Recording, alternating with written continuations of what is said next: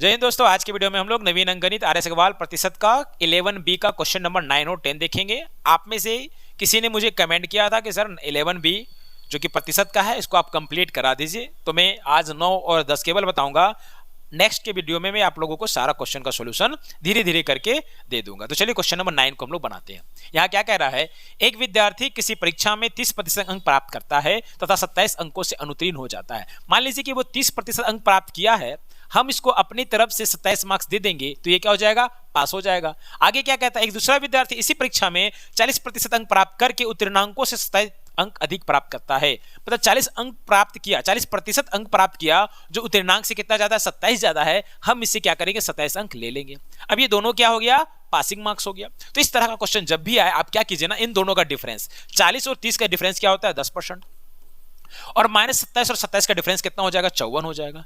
तो यहां पर जो 10% का वैल्यू निकल कर आया, कितना निकल कर आया, 54 निकल कर आया। अगर हमको यह पता चल जाए कि जो 27 है वो कितना परसेंट है, तो 10% अगर 54 के बराबर, इसको 2 से हम भागा देंगे तो 5% का वैल्यू कितना आ जाएगा, 5% का वैल्यू आ जाएगा 27। यानी कि 27 जो है वो कितने के बराबर है, 5% के बराबर है। यानी कि 30% में 5% को जोड़ा जाए तो वो क्या हो जाएगा, पास हो जाएगा। तो हमारा पासिंग परसेंटेज कितना हो जाएगा, 35% हो जाएगा। तो यहाँ पे क्या करेंगे, इस परीक्षा के उत्तीर्णांक, पूर्णांक तथा उत्तीर्णांक प्रतिशत ज्ञात कीजिए। तो उत्तीर्णांक प्रतिशत कितना हो जाएगा, 35% हो जाएगा। अब चूंकि यहाँ पर 10% का वैल्यू कितना आया है, 54 आया है, तो 100% का वैल्यू के लिए हमको क्या करना होगा, एक जीरो लगाना होगा। तो यह क्या हो जाएगा, 540। तो यहाँ पे उत्तीर्णांक प्रतिशत हुआ 35% और पूर्णांक हुआ हमारा 540। अब हम लोग क्वेश्चन नंबर 10 को बनाते हैं।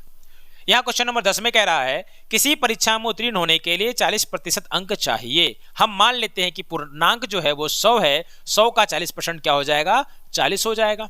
आगे कहता है, ए ने उत्तीर्णांक से 10% कम अंक प्राप्त किए। उत्तीर्णांक हमारा यहाँ पर 40 है, 40 का 10% होता है 4। तो 40 में 4 अगर हम लोग घटाते तो क्या मिलता है, 36 मिलता है। यानी कि ए को कितना मिल रहा है, ए को मिल रहा है 36 अंक। आगे कहता है, बी ने ए से 11.1/9% कम अंक प्राप्त किए। तो 11.1/9% को अगर फ्रैक्शन में बदला जाए तो 1/9 आता है। अगर हम 36 का 1/9 निकाल ले, 36 का 1/9 अगर हम लोग निकाल ले तो ये हो जाएगा 4। यानी कि बी को ए से 4 अंक कम मिला है। तो बी का अंक कितना हो जाएगा, 36 - 4 यानी कि 32। आगे कहता है, सी ने ए तथा बी के कुल अंकों से, तो ए और बी का पहले कुल अंक निकाल लेते हैं। तो 6 2 8 हो जाएगा, 3 3 6 हो जाएगा, यानी कि 68। तो सी को ए तथा बी के कुल अंकों से 41.3/17% कम अंक प्राप्त किए। तो ज्ञात कीजिए कि सी इस परीक्षा में उत्तीर्ण हुआ अथवा नहीं। अगर सी का मार्क्स 40 निकल जाए तो हम समझ जाएंगे कि सी एग्जाम में पास हुआ है। अब यहां पर क्या करना है, 41.3/17 को अगर फ्रैक्शन में बदला जाए तो ये निकल कर आएगा 7/17। कितना निकल कर आएगा, 7/17। अब सी को जो है 68 से 7/17 कम मिल रहा है।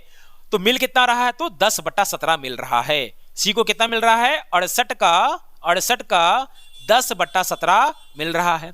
तो 17 से इसको हम लोग काटेंगे तो 17 चौके 68 और 4 दहाई के 40। ये उत्तीर्णांक के बराबर हो गया। अतः ए सी जो है वो इस परीक्षा में पास हुआ।